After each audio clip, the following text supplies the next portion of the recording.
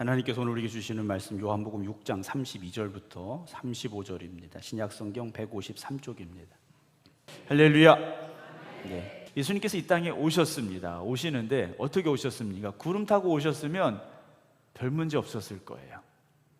그런데 예수님께서 마리아의 몸을 입으셔서 또 우리와 똑같이 아기의 모습으로 이 땅에 오신 거예요. 어느 누가 봐도 이건 사람인 거예요. 그런데 왜 예수님께서 굳이 사람의 몸을 입고 이 땅에 오셨을까? 왜 인간으로 이 땅에 오셨을까 하는 거죠.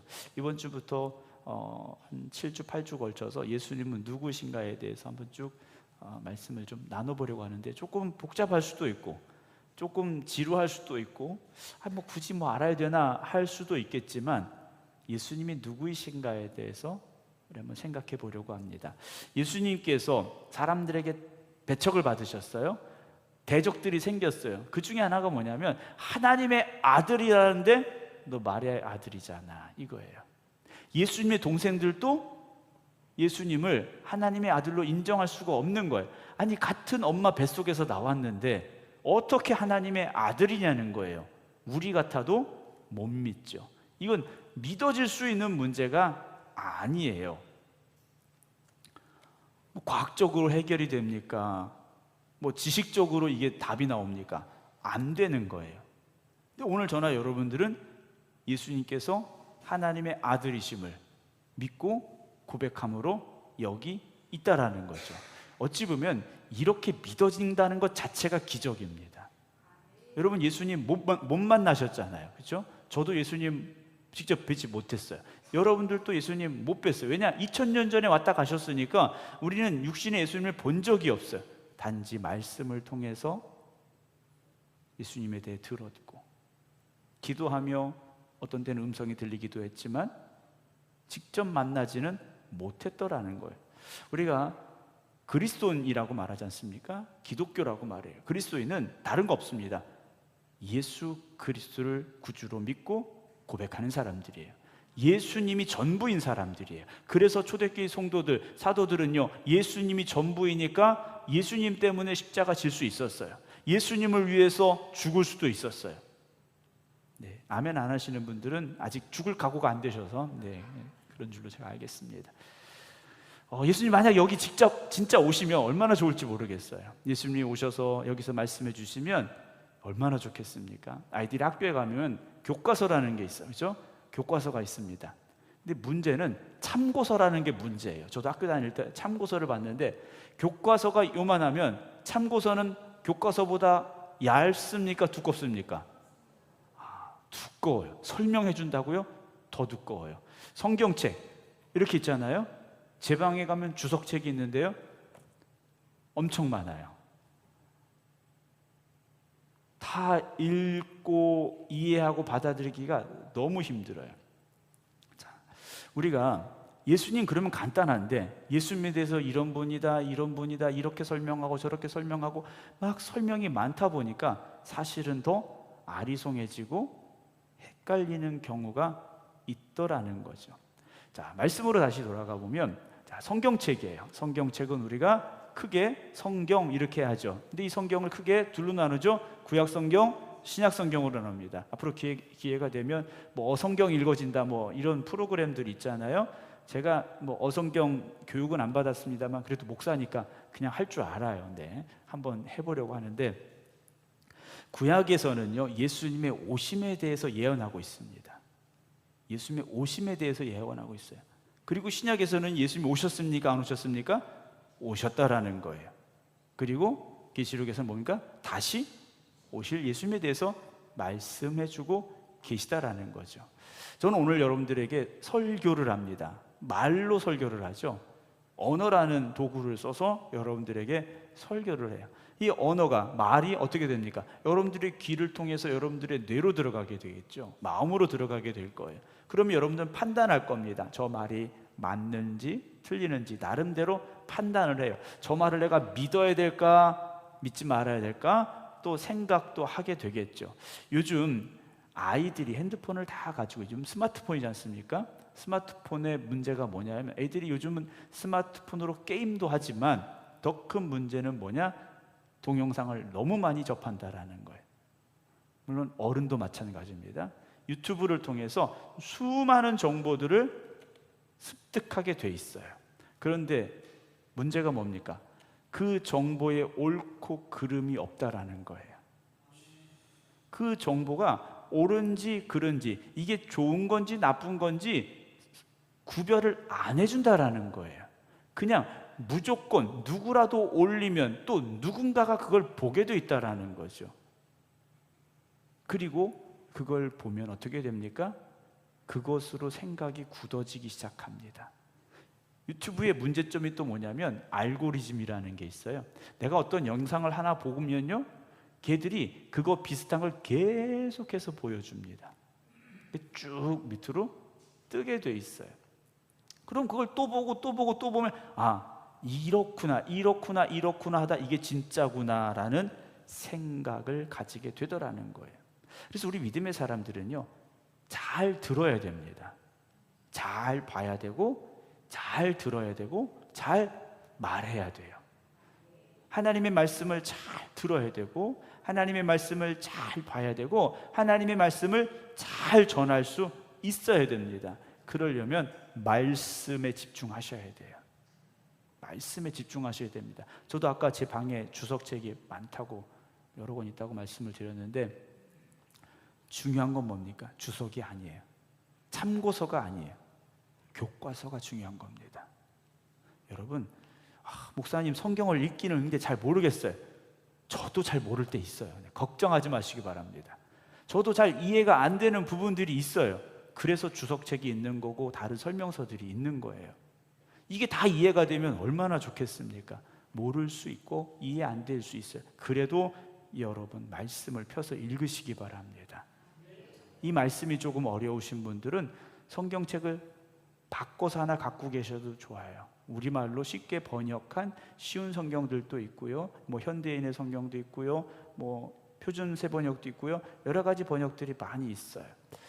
물론 사기 어려우신 분들은 인터넷을 보면 그게 나와 있어요. 여러분 그 대한성서공회 홈페이지에 가보면 집에 컴퓨터가 있으신 분들은 핸드폰으로도 확인이 됩니다만 다른 번역 성경들도 이렇게 비교해 가면서 읽으실 수가 있어요. 제가 왜 이 말씀을 드리냐면 성경에서 벗어나지 말아야 됩니다. 다른 거 궁금한 거 있다고 그래서 성경에서 벗어나기 시작하면 어디로 갑니까? 아무개 성경 공부해 볼래요? 이런 분 딱 만나게 돼 있어요. 이런 분 만나게 되면 어떻게 됩니까? 그래 성경 공부해 볼까? 하고 가면 나무 그림 그려놓고 이건 이거고 저건 저거고 하는 이상한 새하늘과 새 땅을 말하시는 분들을 만날 수도 있어요. 엄마 하나님을 만나실 수도 있어요. 그런 분들 궁금하시면 안 됩니다. 궁금하셔서 안 돼요. 새하늘과 새 땅, 엄마 하나님 절대 궁금해하지 마세요. 우리가 이 말씀에서 벗어나는 순간 다른 데로 갈 수밖에 없어요. 오직 말씀입니다. 루터가 종교개혁을 하면서 가장 중요하게 생각했던 게 뭡니까? 오직 말씀이었어요. 성경에서 벗어나면 안 된다라는 것을. 왜냐? 그 당시 가톨릭이 어땠습니까? 성경이 아니라 자기들의 생각대로, 자기들 주장대로, 자기 편한 대로, 자기 원하는 대로 했더라는 거예요. 왜냐? 평신도들은 성경책이 없으니까. 성경책 누구만 갖고 있습니까? 사제들만 갖고 있는 거예요. 신부들만 갖고 있으니까 그게 진짜인 줄 아는 거예요. 자, 사도행전에 대해서 이 새벽기도 시간에, 새벽 예배 시간에 쭉 말씀을 드리면서 그 부분이 있었어요. 바울이 베레아에 갔는데 지금의 이제 그리스 지역에 있는 이제 베레아라는 도시에 갔어요. 베레아에 갔는데 이 사람들의 특징이 뭐냐면 마음이 너그러웠고 그 다음에 뭐가 있냐, 간절한 마음으로 말씀을 받았다고 그랬어요. 말씀을 받는데 그러니까 들은 거지 않습니까? 간절한 마음으로 말씀을 받은 사람들이었다라는 거죠. 제가 우리 생각교회 성도 여러분들을 보면서 너무 감사해요. 간절한 마음으로 말씀을 들으시는 것 같아요. 아멘 안 하신 분들은 내가 안 그랬는데 이러는 것 같아요. 간절한 마음으로 말씀을 받으시는 것 같아서 너무 좋아요. 조시는 분들이 별로 없어요. 네. 별로 없다는 건 어쩌다 한두 번 계시긴 한데, 네. 뭐 좋을 수 있지 않습니까? 근데 이 사람들이 간절한 마음으로 말씀을 받고 그 다음에 뭘 했냐면, 들은 말씀이 성경에 있는 말씀과 같은 말씀인지 날마다 뭐 했냐? 공부했다라는 거예요. 다시 돌이켜봤다라는 거예요. 이 베레이 성도, 베레아에 있는 이 사람들은요, 하나님 말씀에서 벗어나지 않으려고 노력하는 사람들이었다라는 거죠. 저도 여러분들도 오직 하나님의 말씀 안에 있기를 주님의 이름으로 축원합니다. 출애굽기 3장에 보게 되면 하나님께서 이스라엘 백성들을 애굽에서 탈출시키려고 누구를 부르십니까? 모세를 부르셨어요. 양치던 모세. 그러나 원래 뭡니까? 애굽의 왕자로서 40년을 살았던 그 모세. 그러나 사람 죽이고 광야로 도망쳐서 양을 40년 또 치고 있었던 목동 모세. 80의 모세를 하나님 부르셨는데 어떻게 부르셨습니까? 떨기나무라는 게 있어요. 떨기나무라고 있는데, 나무라고 하긴 좀 그래요. 나무라고 하기는 조금 그렇고, 뭐 우리로 말하면 개나리처럼 이렇게 쭉쭉 뻗은 게 있는데, 뭐 한 2, 3m 정도 이렇게 쭉 덩쿨을 이뤄서 뻗은 나무라고 하기 좀 그렇습니다. 어쨌든 그런 게 있는데, 거기 불이 붙은 거지 않습니까? 불이 붙었는데 불이 활활 타는데 그게 그대로 있는 거예요. 떨기나무는 그대로 있고 불만 붙어 있다라는. 모세가 궁금해서 가봤는데 하나님께서 모세에게 말씀하시죠. 너 신발 벗어라 그래요. 너 신발 벗어. 그리고 내 말 들어라 하시면서 너 가서 이스라엘 백성들을 구해내야 된다 그래요. 근데 모세가요, 아니 그러면 내가 가긴 가겠는데 너 누구가 보내서 왔어? 이렇게 물어보면 난 뭐라고 말하죠? 그랬어요. 근데 하나님께서 뭐라고 말씀하십니까? 모세야, 나는, 하나님 말씀하신 것은 모세야, 나는 스스로 있는 자다 그러셨어요. 나는 스스로 있는 자라고 하셨어요. 스스로 있는 자란 어떤 것이냐? 저나 여러분들은요 다 엄마 아버지가 있기 때문에 태어난 사람이에요. 엄마 아버지가 있어 태어난 사람이에요. 지난주에 뉴스를 이렇게 쭉 검색하다 보니까 여자끼리 부부가 된 이야기가 나오더라고요. 뭐 한 분은 뭐 병원에서 근무하시고 뭐 이런 분들인데, 자기네 둘이 결혼을 한 거예요. 근데 우리나라에서는 결혼이 안 되니까 미국인가 어디 가서 결혼식을 하고 이제 같이 사는 여자 둘이 있어요. 근데 여자 둘이 사는데, 우리가 보기엔 여자 둘이지만 자기들끼리 뭡니까? 같은 여자가 아니에요. 한 명은 남자고 한 명은 여자인 거예요. 근데 아이가 갖고 싶은 거예요.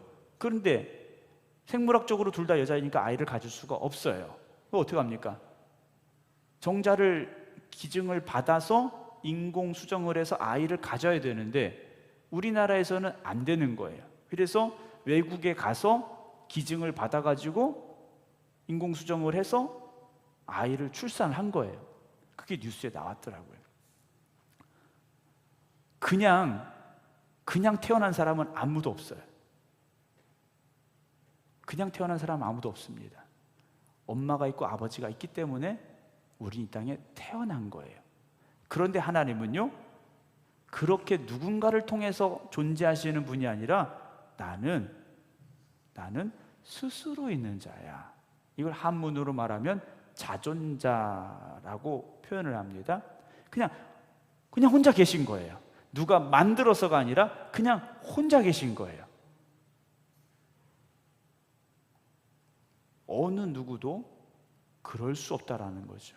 그런데 하나님은요, 누구에게 의존하지도 아니하시고 스스로 존재하시는 분이다 라고 모세에게 말씀해 주셨어요. 우리로서는 참 이해가 안 되는 부분들이죠. 그리스 로마 신화에 보면, 아이들이 좋아하는 그리스 로마 신화에 보면 신들이 뭐 합니까? 신들끼리 결혼하고 애 낳고 그래요. 신들도, 동화책에 나오는 신들도요, 자기들끼리 결혼하고 애 낳고 그래, 또 신이 되고 사람하고 신하고 결혼해서 애 낳고 뭐 이런 얘기들이에요. 그런데 하나님은 원래 혼자 계셨던 분이에요. 그리고 그분이 세상을 창조하셨더라는 거죠. 자, 오늘 주님께서 이런 말씀을 하시는 거예요. 35절에 나는 생명의 떡이다라고 말씀하셔요. 우리말로 표현해서 떡이고 원래 말씀은 나는 생명의 빵이라고 말씀하시는 거예요. 난 생명의 빵이다 라고 주님께서 말씀을 하셨어요.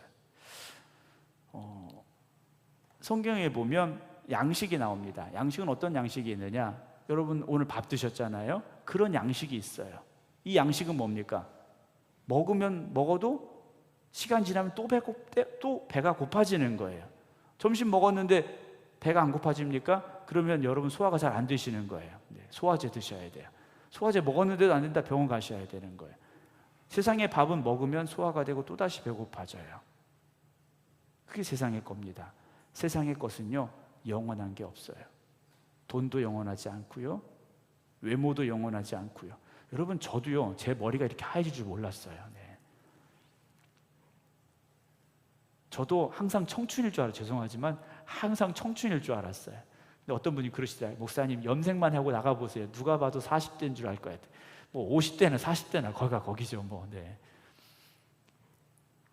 세상의 건 다 지나가더라고요. 변하고요. 두 번째 양식이 나옵니다. 출애굽하면서 이스라엘 백성들이 광야에서 먹었던 양식이 나와요. 그게 뭡니까? 만나지 않습니까? 우리가 보통 밥은 우리가 수고하고 땀 흘리고 돈 주고 사와야 되는 건데, 만나의 특징은 뭡니까? 공짜였어요. 하나님이 그냥 주시는 거였어요. 왜 주셨습니까? 하나님의 말씀대로 사는지 안 사는지 공부하라고 주신 게 만나였더라는 거예요. 하나님께 있어서 안 되는 게 있을까요? 하나님도 안 되는 게 있을까요? 잘 모르시죠? 하나님은 안 되는 게 없으신 분이에요. 하나님은 그냥 다 되시는 거예요. 하나님은 그냥 다 돼요. 우리는 기적이라고 말하지만 하나님 편에서 보시면요, 그냥 아무것도 아닌 거예요. 아무것도 아닌 거예요. 여러분, 죽은 자가 살아납니다. 이거 뭡니까? 기적이에요. 근데 하나님 편에서 보시면요, 아무것도 아닌 거예요. 여러분, 오늘 우리에게 하나님께서 기적을 베풀어 주실 때는요, 왜 기적을 주시겠습니까? 왜 기적을 주실까요? 그 일어난 기적보다 더 중요한 하나님을 바라보는 믿음의 눈이 열리라고 기적을 주시는 거예요. 당장 뭐 병이 나왔다, 문제가 해결됐다, 여러분 그것 때문에 기뻐하고 감사하지 마시고요, 그것을 행하시는 하나님을 만난 것으로 기뻐하시기 바랍니다.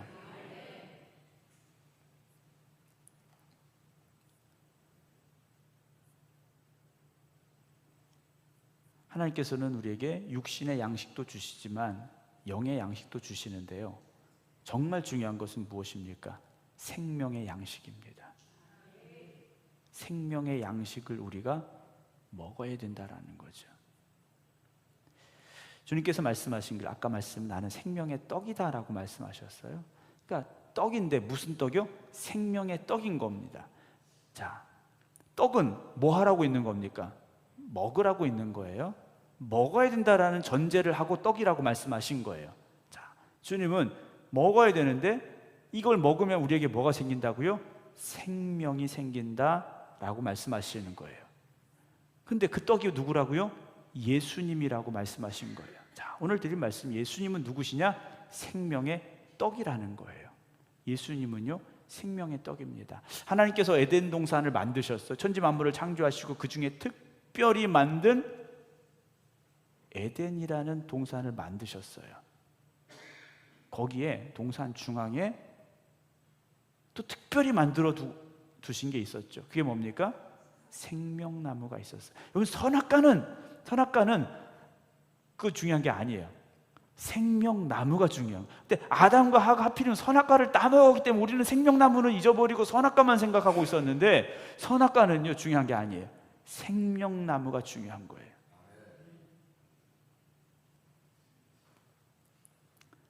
생명나무가 있었다라는 이유는 뭐겠습니까? 생명나무에 열매가 있다라는 거죠. 그걸요, 에덴 동산 중앙에 두셨어요. 하나님께서 아담과 하에게 뭘 먹지 말라고 하셨습니까? 선악과는 먹으면 안 된다고 그러셨어요. 그건 먹으면 뭐 한다고요? 죽는다고 그러셨어요. 그건 생명이 아니라 사망이라고 말씀하신 거예요. 그 옆에 떡하니 있는 게 뭡니까? 생명나무였어요. 근데 그 생명나무는 먹으라고 하셨습니까? 먹지 말라고 하셨습니까? 아무 말씀도 안 하셨어요. 근데 에덴 동산에 있는 건 다 먹어도 된다고 하셨어요. 그러면 이 생명나무 열매도 먹으면 됩니까? 안 됩니까? 얼마나 해야 될지 몰라서 못 드시네. 생명나무 열매는요, 먹으라고 주신 거예요. 먹으라고 주신 거예요. 선악과는요, 먹지 말라고 놔두신 거예요. 근데 사람의 마음이 하지 말라는 건 더 하고 싶은 것 같아요. 하지 말라는 건요, 더 하고 싶어 한다는 거죠. 34절, 사람들이 예수님께 말씀을 드려요. 이 떡을 항상 우리에게 주세요 그랬는데 그 위에 뭐라고 되어 있냐면 32절, 내가 진실로 진실로 너희에게 이르노니 모세가 너희에게 하늘로부터 떡을 준 것이 아니라 내 아버지께서, 즉 하나님께서 하늘로부터 참 떡을 주셨는데, 하나님의 떡은 하늘에서 내려 세상에 뭘 준다고 그랬습니까? 생명을 주는 것이라 그랬어요. 하나님의 떡은 하늘에서 내려서 생명을 주신다고 그랬는데 예수님이 나는 생명의 떡이라고 그러신 거예요. 그러니까 하나님께서 예수님을 이 땅에 보내신 것은 생명의 떡이신 예수님을 이 땅에 보내셨고, 그 떡을 우리에게 뭐라고 주신 겁니까? 먹으라고 주신 거예요. 챙겨서 집에 가라는 게 아닙니다. 집에 가서 잘 보라는 게 아니에요. 그 떡을 먹으라고 주셨다라는 거예요. 그 예수님 어떻게 먹습니까?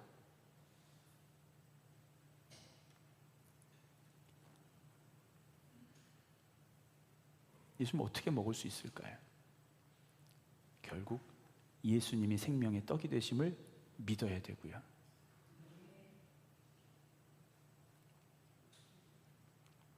수가성 우물가에서 예수님은 한 여인을 만나셨어요. 물 길러 온 여인을 만나셨지 않습니까? 여인에게 물 달라 하셨어요. 근데 왜 당신한테 물 달라 하고, 이 여인이 사실 퉁명스럽게 예수님 앞에 말씀을 드렸죠. 근데 예수님께서 하신 말씀은 내가 누구인지 알았더라면 이라고 말씀하셔. 너가 내가 누구인지 알았으면, 주님께서 여인에게 이런 말씀을 하셨어요. 오늘 그리고 앞으로 우리가 거의 한 7, 8주 예수님은 누구신가에 대해서 분명히 알아가야 되고 배워가야 되고, 그래서 우리에게 예수님이 누구신가에 대한 확신이 분명히 있어야 됩니다. 여러분, 예수님이 누구이신지를 알아야 우리의 믿음이 온전해질 수 있기 때문이라는 거죠. 그냥 내가 예수님 믿습니다, 예수님 믿습니다 그러는데 세상 사람들이 물어요. 예수님 누구세요? 이렇게 물어봐요. 가서 예수 믿으세요 그랬는데 예수님이 어떤 분이세요? 물어봐요. 그럼 여러분 뭐라고 대답을 하시겠어요? 좋으신 분이에요. 네. 우리를 위해 십자가에 달려 죽으셨어. 어떤 피상적인 얘기들은 할 수 있겠죠. 그런데 정확하고 분명하게 우리가 예수님에 대해서 알아야 된다라는 거죠. 왜 그렇습니까? 우리가 예수님을 아직 온전히 만나지 못해서 잘 모르는 거예요. 예수님 만나서 예수님과 함께 삶을 살아온 우리라면 예수님이 어떤 분인가에 대해서 너무 잘 알아요. 제가 어렸을 적에 신앙생활 하시는 할머니들 있지 않습니까? 학교는 가보지도 못한 손주 손녀들 운동회 할 때나 가보신 할머니들, 성경책도 잘 읽을 수 없는 그런 할머니들, 그런데 그런 분들도 예수님이 누구인지를 알아요. 너무 잘 아세요. 어떻게 알 수 있습니까? 예수님 만났고 예수님과 함께 신앙생활하니까 예수님이 어떤 분인지를요 말할 수 있는 분들이라는 거예요. 사랑하는 성도 여러분, 우리가 교회를 얼마를 다녔느냐가 중요한 게 아닙니다. 예수님 만나셔야 돼요. 그리고 믿으시기 바랍니다. 요한복음 3장 16절 이어지는 말씀에 보면 내가 너희에게 이르기를 너희는 나를 보고도 믿지 않는다 그랬어요. 날 보고도 안 믿네? 예수님께 이렇게 말씀하신 거예요. 물론 우리는 지금 육신의 예수님을 볼 수는 없지만 말씀을 보고 예수님을 만나시고 예수님을 믿으셔야 됩니다. 예수님을 믿음으로 생명의 떡을 우리가 먹을 수 있는 겁니다. 예수님을 믿는다라는 건 예수님께서 생명의 떡이 되신다라는 걸 믿는 것이고, 그 믿음으로 인하여 생명의 떡이 되신 예수님이 내 안에 들어오시게 된다라는 거죠. 이어지는 51절 말씀에 보면 예수님께서 이렇게 말씀하셔요. 나는 하늘에서 내려온 살아있는 떡이라 말씀하셔요. 그렇죠? 예수님이 지금 살아 계시잖아요. 우리처럼 그 당시 그렇게 살아 계셨던 거예요. 그때 예수님께서 사람들에게 하신 말씀, 나는 하늘에서 내려온 살아있는 떡이라고 말씀하셔요. 그 사람이 이 떡을 먹으면, 사람이 날 먹으면 영생할 거야. 내가 줄 떡은 곧 세상의 생명을 위한 내 살이다라고 예수님께서 말씀을 하셨다라는 거죠. 여러분, 우리가 믿음으로 산다라는 건 어떤 거냐? 예수님을 먹고 사는 삶입니다. 표현이 좀 과격하죠? 네. 우리가 믿음으로 사는 건 예수님을 먹고 사는 삶. 여러분, 예수님을 먹지 않으면, 그래서 그 예수님이 내 안에 들어오지 않으면 우리는요, 생명의 사람이 될 수가 없는 겁니다. 아까 밥 많이 드셨어도 안 돼요. 예수님을 먹어야 우리가 생명의 사람이 될 수 있고요, 예수님을 먹어야 우리가 영적인 힘을 가지고 살아갈 수 있다라는 거죠. 여러분, 다른 데 가서 기웃기웃거리지 마시기 바랍니다. 오직 주님의 말씀을 붙잡으시기 바랍니다. 근데 왜 예수님께서 내가 생명의 떡이고 살아있는 떡이니까 날 먹으라고 하십니까? 생명을 먹어야 생명이 있기 때문이라는 거죠. 죽어도 상관없으면 안 먹어도 돼요. 그러나 살려면 먹어야 되지 않습니까? 여러분, 우리가 아파갖고 누워있는 사람에게 뭐라도 좀 먹어, 그 다음 뭐라고 하니까 살려면 먹어야지라고 말한 거예요. 살려면 먹어야지. 죽 한 숟가락을 먹어도 살려면 먹어야지 하는 우리가 진짜 생명 되신 주님을 왜 먹지 않느냐라는 거죠. 왜 그 주님을 믿지 않느냐라는 겁니다. 여러분, 우리가 살기를 원한다면 주님 만나셔야 되고, 생명의 떡이 되신 예수님을 우리가 믿어야 되고, 주님 말씀하신 대로 먹어야 되는 거예요. 여러분, 세상의 것에 배고파하지 마십시오. 세상의 것에 목말라 하지 마십시오. 그러면 우리는 생명의 떡의 목마름을, 배고픔을요, 느낄 수가 없어요. 세상의 것으로 자꾸 채우려고 한다라는 거죠. 요즘 심심치 않게 나오는 얘기가 뭡니까? 마약이에요. 마약에 관한 뉴스가 심심치 않게 나요. 지난번에 보니까 뭐 경찰도 다른 사람들하고 뭐 호텔에서 마약했다는 얘기도 나오더라고요. 사람들이 왜 거기서 벗어나지 못합니까? 그 쾌락에 빠졌기 때문에. 그게 주는 만족함을 자꾸 찾다 보니까 거기서 벗어날 수가 없는 거예요. 여러분, 마약만 그런 게 아닙니다. 세상의 것은 다 똑같아요. 돈에 취하면요, 돈밖에 안 보여요. 권력에 취하면요, 권력밖에 안 보이는 거예요. 믿음의 사람은 하나님의 말씀에 목말라야 됩니다. 생명의 말씀에 목말라야 됩니다. 그 생명의 말씀을 먹음으로 인하여서 우리 안에 예수 그리스도의 힘과 능력이 나타나게 된다라는 거죠. 예수님은 생명이십니다. 영원한 생명이에요. 그 생명 되신 예수님 앞에 우리가 나와 있지 않습니까? 6장 40절에 보게 되면요, 예수님께서 이렇게 말씀하셔요. 내 아버지의 뜻은, 하나님의 뜻은 아들을 보고 믿는 자마다 영생을 얻는 이것이니 마지막 날에 내가 이를 다시 뭐합니까? 살리겠다라고 말씀하셔요. 하나님의 뜻은 다른 거 아닙니다. 왜 생명의 떡이신 예수님을, 살아있는 떡인 예수님 이 땅에 보내셨느냐? 그 아들을 보고 믿으라는 겁니다. 그리고 믿음으로 인하여 우리에게 영생을 주시겠고, 그리고 우리가 이 땅에서 육신으로는 마지막을 맞이할지라도 다시 살리시겠다라는 것, 그게 하나님의 뜻이라는 거죠. 여러분, 17장에 보게 되면 영생은 곧 유일하신 참 하나님과 그가 보내신 자 예수 그리스도를 아는 것이다 그랬어요.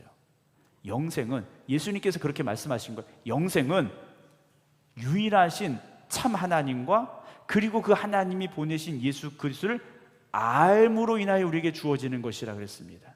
여기서 안다라는 것은 그래요, 이런 알미 아니에요.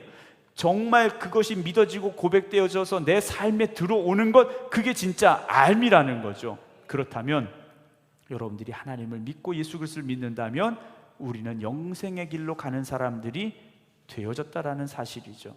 이 얼마나 감사한 일입니까? 사랑하는 성도 여러분, 말씀을 마치겠습니다. 더 길면 목사님 설교가 자꾸 길어진다고, 우리 목사님 설교를 좀 줄여야 된다는 얘기가 나오니까, 아까 빵은, 이 떡은 빵이라고 말씀을 드렸는데 우리로 표현하면 밥이에요. 밥이지 않습니까? 밥은 매일 먹지 않습니까? 근데 요즘 아이들은 밥은 별로 안 좋아하고 빵을 좋아하긴 해요. 뭐 똑같은 겁니다. 이건 매일 먹어야 살 수 있는 겁니다. 근데 어떤 분들은요, 주일날만 먹어요. 주일날만. 대단하신 분들이에요. 주일날 한 번 먹고 일주일을 버티는 거예요. 그럼 어떻게 되겠습니까? 힘들죠. 힘들어요. 그리고 일주일에 밥 딱 한 번 먹고 일주일 산다고 생각해 보세요. 살은 쪽쪽 빠질 테고, 기운은 하나도 없고 사는 게 힘들어요. 그래서 매일매일 말씀을 먹어야 됩니다. 그래서 매일매일 생명의 말씀 먹어야 돼요. 예수님을 내 안에 매일매일 모시고 살아야 되는 거예요. 여러분, 하나님을 만난다라는 것, 예수를 만난다라는 건요, 어쩌다 마주치는 게 아닙니다. 만나셔야 되고 함께 하셔야 됩니다. 생명의 떡이신 예수님 먹어야 돼요. 만나야 돼요. 믿어야 됩니다. 그렇지 않으면 우리는요, 생명의 삶을 살 수가 없습니다. 사랑하는 성도 여러분, 이번 한 주간 생명의 떡이신 예수님과 함께 하시기 바랍니다. 그러면 여러분들의 일주일의 삶은요, 생명이 넘치게 돼 있어요. 생명력이 넘치게 돼 있어요. 아멘. 그렇게 하시기 바랍니다. 생명력이 넘치게 돼 있어요. 생명력이 있는지 없는지 참 의심이 되는데요, 여러분 한번 그렇게 살아보세요. 일주일 동안 말씀 붙잡고 말씀 의지하고 예수님이 내 안에 거하시고 생명 되신 예수님이 나에게 힘 주시고 능력 주시고, 여러분 그 믿음을 가지고 살아보시기 바랍니다. 그래서 다음 주일 돌아올 때는요, 그 생명이 소중함을 고백할 수 있어야 되고, 그 생명의 양식을 또 먹으려는 갈급함이 있어야 되고요, 그렇게 살아가셔야 돼요. 오늘도 예수님이 누구신가, 생명의 떡이 되십니다 고백할 수 있는, 그리고 확신이 우리에게 오는 이 시간 되기를 주님의 이름으로 축원합니다. 기도하겠습니다.